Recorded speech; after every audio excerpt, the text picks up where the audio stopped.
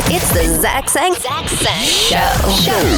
Sang Show. Did I ever tell you that you are one of my favorite interviews in radio? Thank you. No. Like this, I was literally just talking about this in the car. Well, the round table, the Grammy thing, radio. Yes, that was my first real introduction to radio, and that it was obviously a whirlwind, and that I could have left going. That was just a terrible time. I could have left going, wow, I am drained. Why do people choose to do this? Yeah. However, I had a couple of interviews that day that reminded me what was so cool about, being an artist. And you were definitely that guy for me there. Thank you. That means a lot because, again, like you look at artists that are super seasoned, and even when they enter those rooms, and by the way, what a radio room is, and we're sitting here with Jordan Fisher. I was gonna say, did we start this interview? Did we start yet? Hello. Zach Sang Show. Jordan Fisher's in the studio. Come on. No, that was like a nice cold open. This is a good drama. I was like, I didn't know what we were doing. This is like Sully 2. But the radio room pretty much is like, 60 radio stations from all over the country. We all like set up shop backstage at the Grammys or whatever, at American Music Awards, and just artists just come through and do 1,000 different types of interviews. Yeah. People are throwing things at you. It's like a zoo. It's like you're in a cage and you're being like wheeled around on a wagon, and people are just like throwing rocks at you. Right. Oh, and by the way, if there's somebody there that station or that PD or that DJ finds more important, like you will be pushed. Oh, you get bumped, and they'll make it known. No, for sure. You'll be standing there. So we got Chris Brown. I mean, crazy. Does that hurt you a little bit, or do you know that you still need? You're still in an introduction process. No, it doesn't. I'm in a state of a chronic introduction at this point, and there are definitely people that are more appreciative of the time and artistry or whatever. Yeah. But I recognize that it's just part of the world. Like, people need their bites. People need their sound bites, and like if they can manage to get Katy Perry's time over an artist that just put out their first EP, like, I fully understand it. I also know that I'm not going to be in that space for forever. You know what I mean? So I am a big picture oriented person, and I recognize that the foundation is being laid in a really great way. So no, I'm not like I know that the next Grammys and the next VMAs and the next AMAs or whatever, they're all going to get better and get cooler. That's it. Yep. Like, people are going to want more time. Hopefully, fingers crossed. And how important is that mindset, though? The big picture mindset, because you can't get lost all the time in the present. You need to be focused on the present. Absolutely. But if you get lost in things that get thrown at you, there's no way to keep sight of the bigger picture. It's like building a house. You have to start with pouring a foundation, and the deeper you dig, the longer the house is going to stand. The deeper you dig, the taller you can build the place, and the more room you have for reconstruction, remodeling, and doing things that you need to do. So, like, spending the time, having the introductions, really meeting people, giving them 2 blanks, and investing in it. I mean, there's mutuality in this interview right now, right? Like, if you guys were all giving me really great questions and I was answering with no, sure, fine, all good. I hate you. You would hate me. I would never be invited back. You wouldn't really support me very much. No. I mean, if you did, it would be because I don't know. I wouldn't even know. But building the foundation is so key and integral to hopefully building something that is based on longevity. Like, I want a career that lasts until the day I decide I don't want to do it anymore, which I don't anticipate ever happening because I have fun doing what I do. Yeah. Like, I want to find a revolution in my life where I can put out an album, go on tour, work on a movie, go back on tour, work on another movie. It's a nice rhythm. Album. Like, that's the goal, that I work on Broadway for a second. Like, fall in love, get married, have a bunch of kids, take a break, go be in Hawaii for a year, coach Little League, go back on tour. I want to find that thing. And so to get to that place, I have to think about the big picture. I have to think about what I'm saying yes to right now, what I'm saying no to right now, being cool with but you also need to have really major confidence in your ability to always perform, right? Sure. And there needs to be confidence in your talent. Sure, definitely. Well, I work too hard and for too many hours on the thing on a too regular of a basis to not feel at least somewhat confident in what I can do and who I am and my artistry and all of that. You know what I mean? What brings out that confidence, though? I mean, is it a combination of things? Like, Grease Live, really, I mean, that's a tough skin. If you can make it through that, dude, Wow. You can make it through a lot. It was, I appreciate that. It was, God, it was crazy. I can't believe that we did it. Like, it's still kind of a trip to me. It's funny.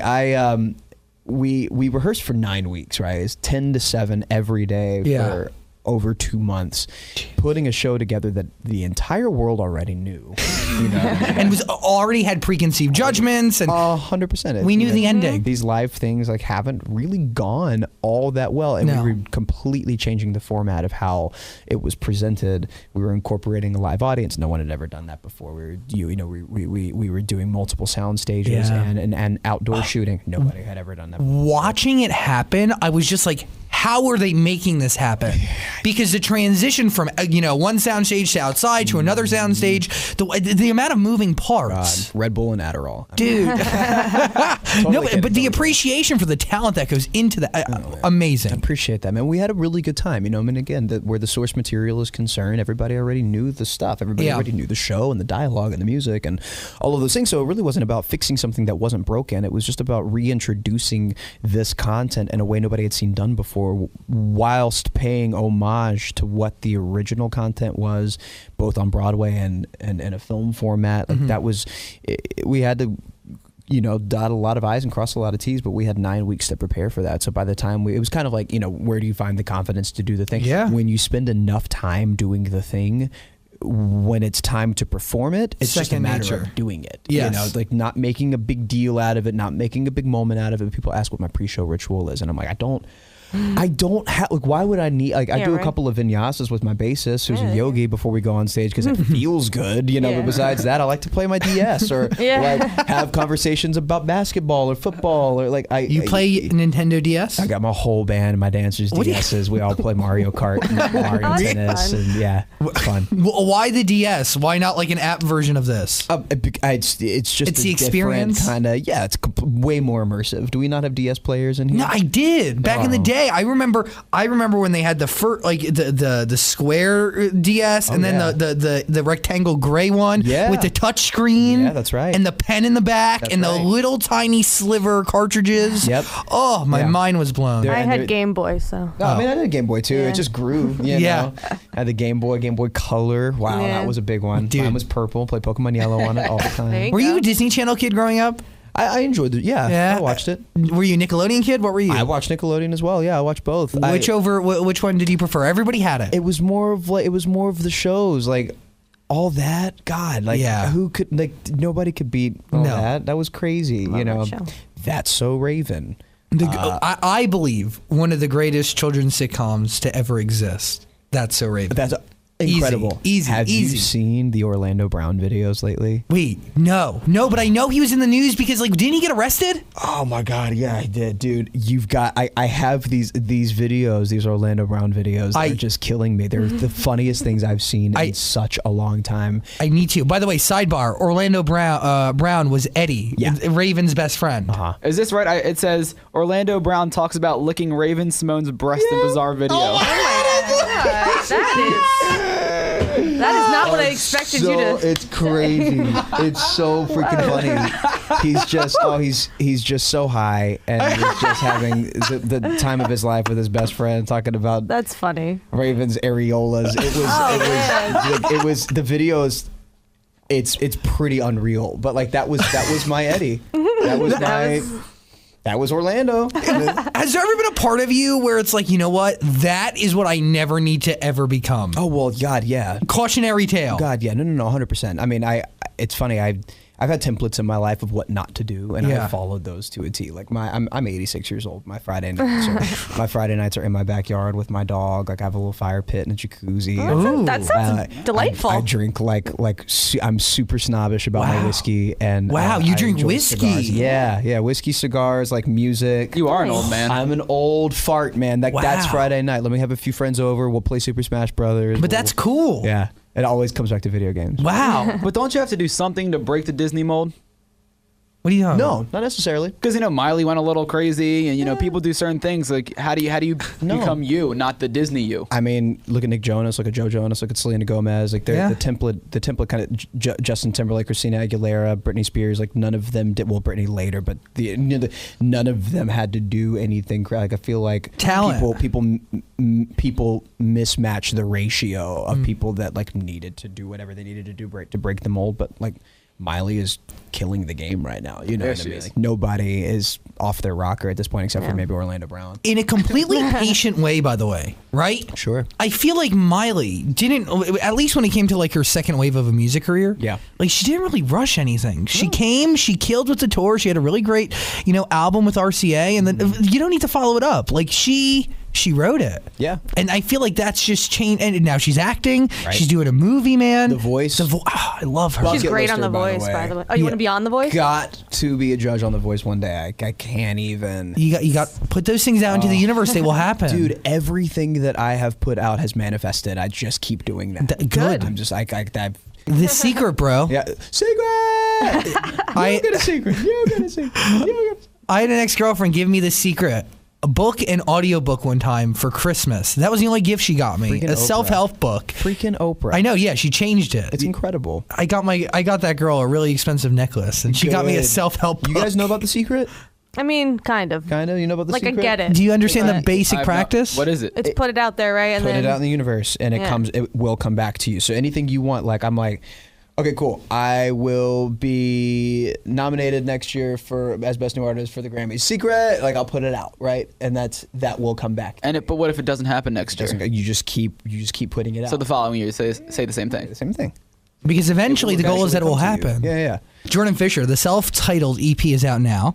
Hey, man. You have a new single. Yeah. By the way, I love All About Us. Thank you, dude. I thought it was a great record. Thank you, man. Really great record. Thank you so much. Looking Like That is a new single. Yeah, man. Very pop funk. Yeah. You like a very, a nice beat. You can jive to it if you get me. Yes. You really can. I was going to say groovy, and then I watched the lyric video. I was like, Thank Groove you. Definitely works with that, yeah. It's got like this 70s feel to it. Yeah, that's kind of the goal, I mean, where the EP is concerned, let me just try to, in short, explain who I am as an artist. I grew up listening to everything. I grew up listening to Luther Vandross and Lionel Richie and Prince and Stevie Wonder and Michael Jackson and the Doobie Brothers and the Isley Brothers and a bunch of people that really revolutionized pop and soul and R&B and funk, and were able to bring all of those things to radio, right? Based on their influences, their Nat King Coles and their Sam Cookes and their Frank Sinatra, like those guys that really kind of did it for them.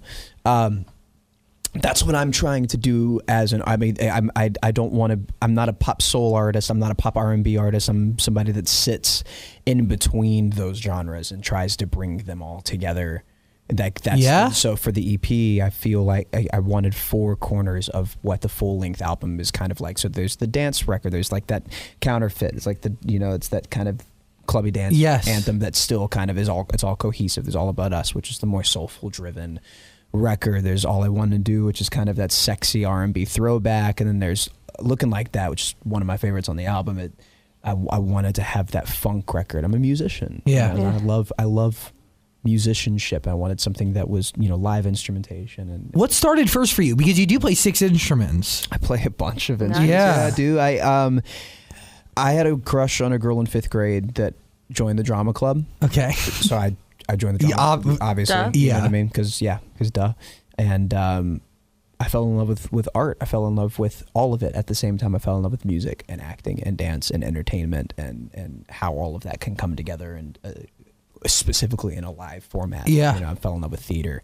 That was the thing. And then that led me to a theater company that led me to LA at 13. And then Disney Channel. Like 10 years later. That led to Nickelodeon, Disney Channel, ABC Family, Fox, like MTV. It led to just kind of a bunch of random things that all culminated in like a TV and a TV career that I'm very happy with, which is great because it gave me a great platform, but my thing was that I needed to make music or I was going to go crazy. If I spent one more year not investing in my music career, I was going to... It was done. I was going to twist some heads, man. Like I couldn't do it. And What was building up in you? Are you a lyrics guy? Are you like a beat guy? What is it? Like, what do you need to just get out? What do you need to express? You know, when you hear a record that you haven't heard yet, and from top to bottom, everything about that record is immersive and takes you on an experience. Yeah. That is what I'm about. It's not necessarily the lyric. It's not necessarily the melodic structure. It's not necessarily the production. It's not necessarily. It's the sentiment. It's how the song makes you feel as a human being. That's what I'm about as an artist. And all of that culminates. Like what the lyric and all the melody, all that culminates into something hopefully that is an experience for somebody. And for me, I want to make a song, I want to make an album, I want to make a career that is meaningful to me, one that I believe in and that I have fun. Like the songs that I write and put out, whether they be for me or for other people, for other artists, there's songs that I believe in, there's songs that I love, that I'm proud of, and that's what that's about for me. What are you going into the studio with? Are you going in with concepts? Are you going in with ideas? What do you, like a typical studio session, do you go in clean slate? What is it? It changes the way your appetite does for lunch every day. Yeah. It's like, it really does. Like you want to eat. Sometimes you crave something and that's what you have to have. And sometimes you're just like, I'm just hungry. Yeah.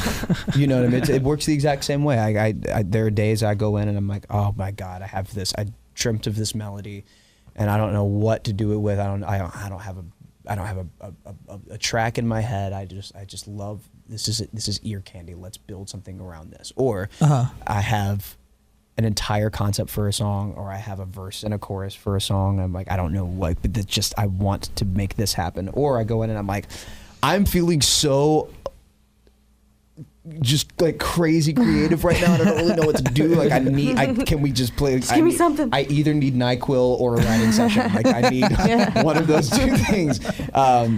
That's how it fluctuates. Cool. I want to talk about the song All I Want to Do. When I heard that, I kept thinking of Kanye West, and I couldn't figure out why. And then it's that little baby voice. It's that baby voice. And then I was like, where is that from? And it's on the Good Life has a similar little baby voice in the background. I was like, that's it. It's so funny. That's a funny. Okay, so what is that voice? All Night Long. Whose baby is that? It was a sample from All Night Long that LL Cool J then sampled for Around the Way Girl that I then pitched up and interpolated for my record. It's that you got me shook up, shook down, shook out. Okay. Oh, love. Yeah, I just wanted like a fun throwback. I think the song's great. I think that's what that voice caught my attention because I was like, that's different. So no baby on the record. No. Okay. You got me shook out, shook that, shook that. By the way, like that's another thing. I'm seeing on my Facebook like every other day your record reps, just posting videos of you hitting this one high note. Oh man, they're pimping you out. Pimping me out. They're like this. They're showcasing the high note. That's so funny. 77 Ways to Sunday. Oh wow. But I hope it doesn't get old. Well, no, it's beautiful. Oh, thank you. You credit your stage experience with that, right? I credit hours and hours and hundreds of hours listening to Whitney and Mariah, El DeBarge and Maxwell, trying to figure out how they do that. Okay, that's what I credit that to. But is there a part of being on stage and doing theater that, it's like a muscle within you? Yeah, definitely. Yeah, 100%. There's, you spend enough time on something, it just kind of, you become a master of 10,000 hours. That's the thing. I'm probably at, I don't even know at this point. It's like going to the gym, man. Yeah. You work these muscles and eventually you just have the thing. It's just a matter of keeping them exercised and trained. What do you think of the radio landscape and like your competition right now? And I know like you can consider them competition, whatever. You can learn from everybody. Yeah. Right? Because you got to. Yeah, absolutely. But if we're going to, let's play record label executive for a second. Right. Okay? Yeah. We got Nick Jonas. Mm-hmm. We got Charlie Puth. Right. We got John Bellion. Yeah. We got a few others out there. 100%. Right? Yeah. From your perspective and from your mind, what are you thinking? When you hear their record, how do you listen? I listen to everything, man. Again, like we were talking about this at the beginning of the interview. I'm a fan of artists. I'm a fan of music, right? I don't think that there's ever room for competition out there because where the outlets are concerned and the way that people are consuming music now, no one really cares, to be honest with you. Like, what's top 40? I mean, it's right now, especially a mix of it's a mix of everything. I mean, Yeah. it's a bunch of like I'd say pretty freaking great songs. Like I feel like we're entering into a new kind of, I don't want to call it a golden age, but a new really great time frame and timeline for artists and for music. Like I feel like people want to hear a narrative. Like, have you heard 11 Blocks by Rabel? No, I hear it's amazing. It's insane. Fresh Eyes by Andy Grammer, Mike Posner's new single and his single before.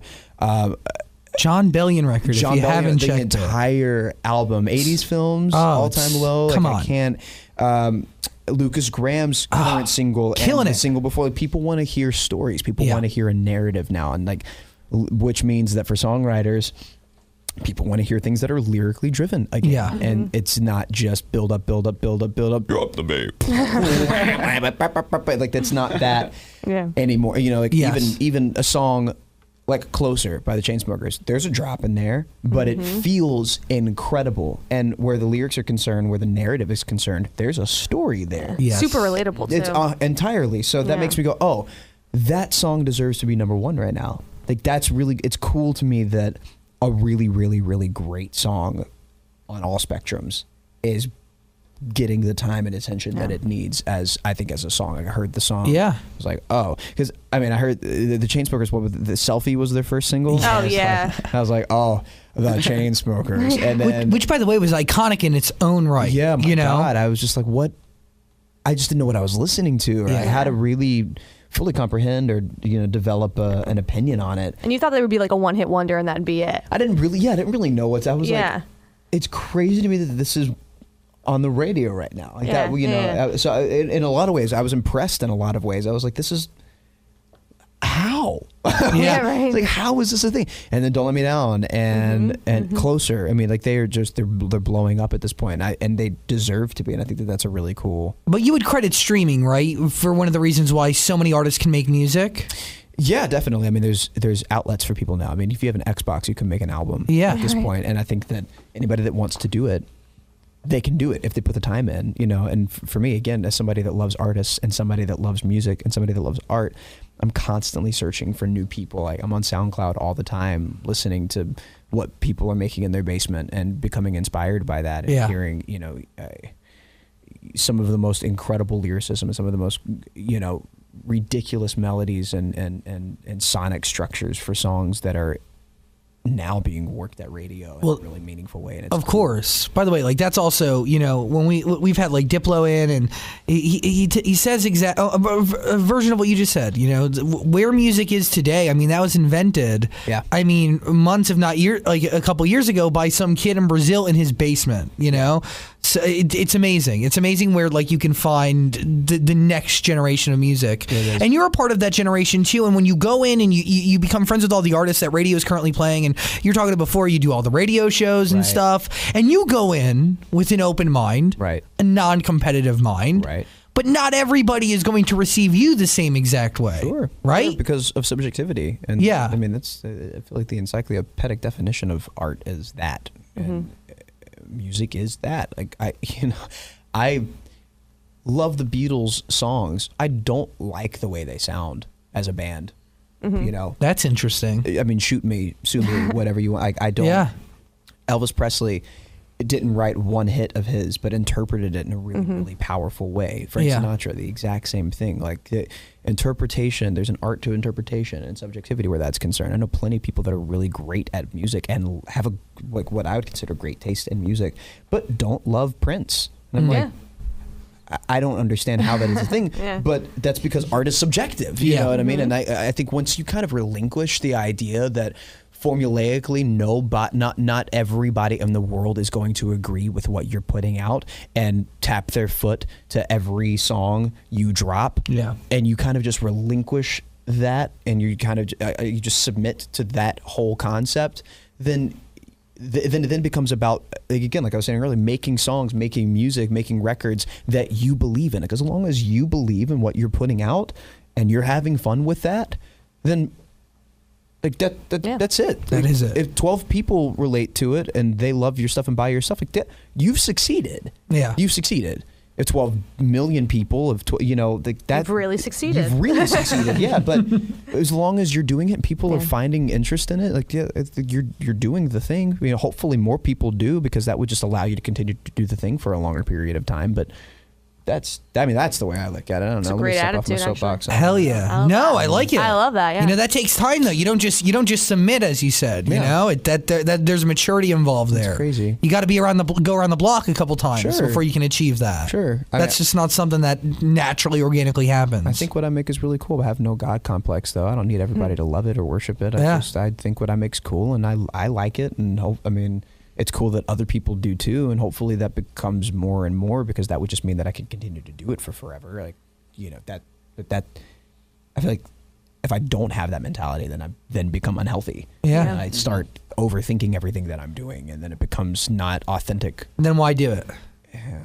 I don't know. Jordan Fisher. Hi. A great conversation with you, sir. Oh, really likewise, great man. conversation. Thanks, man. You gonna ever grow back that Teen Beach hair? No. I actually had no. Where's that Teen Beach hair? It's like big. Yeah. But you looked over and I was watching a Teen Beach video like 5 minutes ago, and I was like, I had no idea that was you. Yeah, man. I was 17.